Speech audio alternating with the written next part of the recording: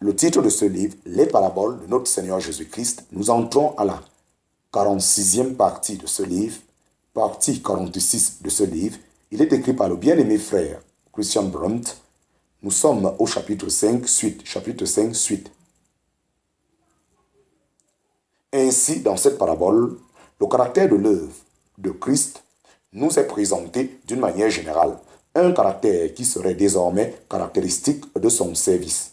Mais gardons présent à l'esprit que ce service du Seigneur n'a pas été limité au jour où il a séjourné sur la terre. Bien au contraire, aujourd'hui encore, il n'a pas cessé et il garde cette caractéristique pour tout le temps de la grâce. C'est toujours lui le semeur et il travaille du ciel ici-bas dans la puissance de l'Esprit Saint et par le moyen de ses serviteurs. C'est pourquoi les enseignements de cette parabole sont aussi pour nous aujourd'hui d'une grande portée, d'une grande importance, non seulement comme ceux qui reçoivent ou accueillent la sémence, mais aussi comme ceux qui la répandent sous le regard du Seigneur et à sa place. Nous pouvons apprendre de cette parabole ce à quoi il faut faire attention en rapport avec le fait de recevoir la sémence et nous pouvons aussi apprendre ce à quoi il faut faire attention quand le Seigneur veut nous utiliser pour apporter sa sémence au champ de sémailles. Chapitre 5, petit 1, sous 4. Chapitre 5, petit 1, sous 4. La sémence. La sémence. Qu'est-ce que répand le semeur? Qu'est-ce que répand le semeur? En quoi consiste la sémence? L'explication du Seigneur à partir du verset 18 dit clairement ce qu'elle est. Vous donc écoutez la parabole du semeur. Toutes les fois que quelqu'un entend la parole du royaume, en parenthèse, Matthieu chapitre 13, verset 18 à 19. Dans l'évangile de Luc, il est simplement dit « La sémence est la parole de Dieu ». En parenthèse, Luc chapitre 8, verset 11. Et en Marc, le semeur sème la parole. En parenthèse, Marc chapitre 4, verset 14. Voilà donc la sémence qui cache en elle la vie. La parole de Dieu qui cache en elle la vie, la parole de Dieu. L'expression plus spéciale « parole du royaume » met plutôt l'accent sur les droits du Seigneur à établir l'autorité de Dieu dans ce nouveau domaine moral sur la terre qu'est le royaume de Dieu. L'établissement de ce royaume est de la grâce pure, mais la parole du royaume attend la soumission, de l'homme à l'autorité de Dieu sous son gouvernement ici-bas sur la terre. C'est pourquoi entendre cette parabole rend l'individu personnellement responsable. Une pensée qui est à la base de toutes les paraboles et qui lui donne son sérieux. Ce que le Seigneur Jésus répand donc, c'est la parole de Dieu. Que ce soit dans son service, en parenthèse, Marc chapitre 2, verset 2, ou au milieu des tentations, en parenthèse, Matthieu chapitre 4, verset 1 à 10, ou comme ressuscité dans les morts, en parenthèse, Luc chapitre 24, verset 27, le Seigneur attribue toujours la plus grande importance à la parole.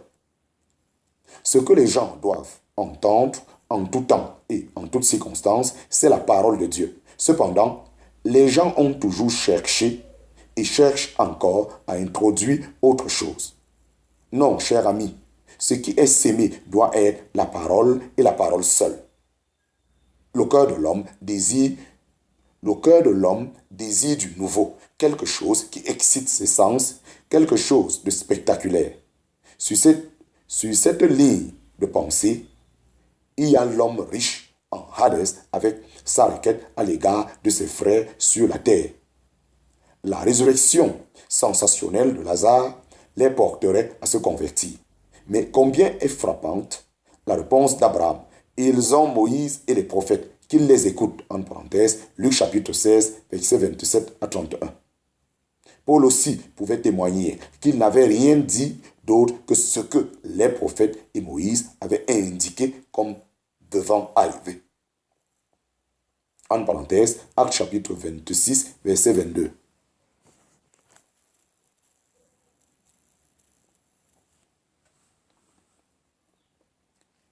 Qu'en est-il aujourd'hui avec nous? De qui parlons-nous aux gens? Qu'ils soient incroyants ou du Seigneur. Ne leur disons-nous rien d'autre que ce qui est écrit? Pensons-y. La sémence de la nouvelle naissance est la parole de Dieu et cette parole seule. La sémence de la nouvelle naissance est la parole de Dieu et cette parole seule. En parenthèse, Georges chapitre 1, verset 18, 1 Pierre chapitre 1, verset 23. Utilisons cette sémence et annonçons toutes les paroles de cette vie, en parenthèse, Actes chapitre 5, verset 20, et ne faisons pas confiance à la sagesse et à l'éloquence humaine ou autres accessoires humains. Dans la prédication de l'évangile, Paul ne perdait jamais de vue le but et le chemin de Dieu et il ne rendait jamais vain la croix de Christ, en parenthèse, 1 Corinthiens chapitre 1, verset 17. Pas des ajouts humains. Et qu'enjoignait-il à la fin de sa vie à son cher enfant Timothée, en ayant devant les yeux les derniers jours et les temps difficiles, lui recommandait-il de réfléchir à de nouvelles méthodes d'évangélisation plus efficaces, du fait que maintenant les gens avaient les oreilles qui leur démangeaient et qu'ils se tournaient vers les fables? 1000 fois non. Il adjure devant Dieu et le Christ Jésus qui va juger vivants et morts, prêche la parole. En parenthèse, 2 Timothée chapitre 4, verset 1 à 2. C'est pourquoi, chers amis, en ce qui concerne aussi bien le contenu que l'art et la manière de la prédication, revenons au commencement. Ayons devant les yeux, avant toute chose, l'exemple que nous a donné le Seigneur. Il sémait la bonne sémence de la parole de Dieu. Ne faisant pas confiance aux méthodes humaines, modernes, de spectacle de la parole, mais à la puissance de la parole elle-même. Cette parole vise en premier lieu la conscience des gens.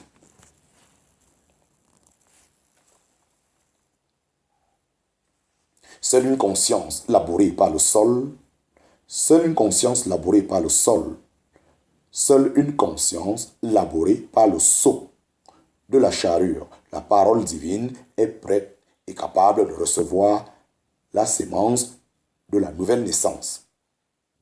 Nous allons bientôt retrouver cela dans notre parabole.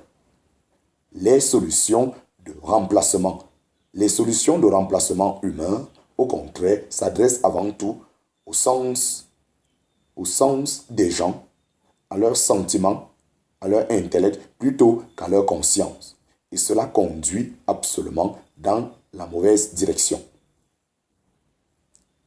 Paul évitait soigneusement tout ce qui aurait pu détourner ses auditeurs du véritable objet de sa prédication, à savoir Jésus-Christ et Jésus-Christ crucifié. L'excellence de parole et la sagesse humaine s'adressent comme d'autres choses à la chair de l'homme. C'est pourquoi il s'étudiait à parler d'une manière simple.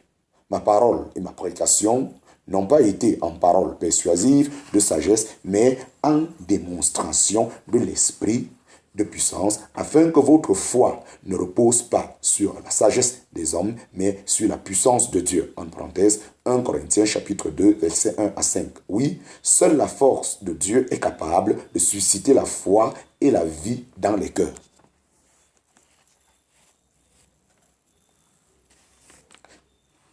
Comme moyen dont l'Esprit de Dieu se sert cependant toujours et à la parole de Dieu. Faisons-lui confiance à elle et à la puissance de l'Esprit Saint. Aujourd'hui encore, personne ne naît de nouveau autrement que d'eau et de l'Esprit. En parenthèse, Jean chapitre 3, verset 5. Que l'eau soit une image, la parole de Dieu, dans sa puissance purifiante sous l'influence de l'Esprit de Dieu, c'est une notion courante pour la plupart d'entre nous. Certainement, nous devons être inventifs sur la manière d'éveiller l'intérêt des gens et d'atteindre les cœurs. L'amour rend inventif. Paul nous en donne un bel exemple devant l'aréopage d'Athènes, en parenthèse, Actes chapitre 17, versets 22 et suite.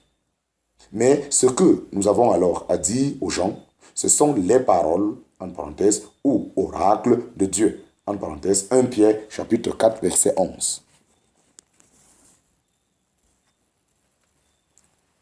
Gardons fermement dans notre cœur que la sémence, c'est la parole de Dieu.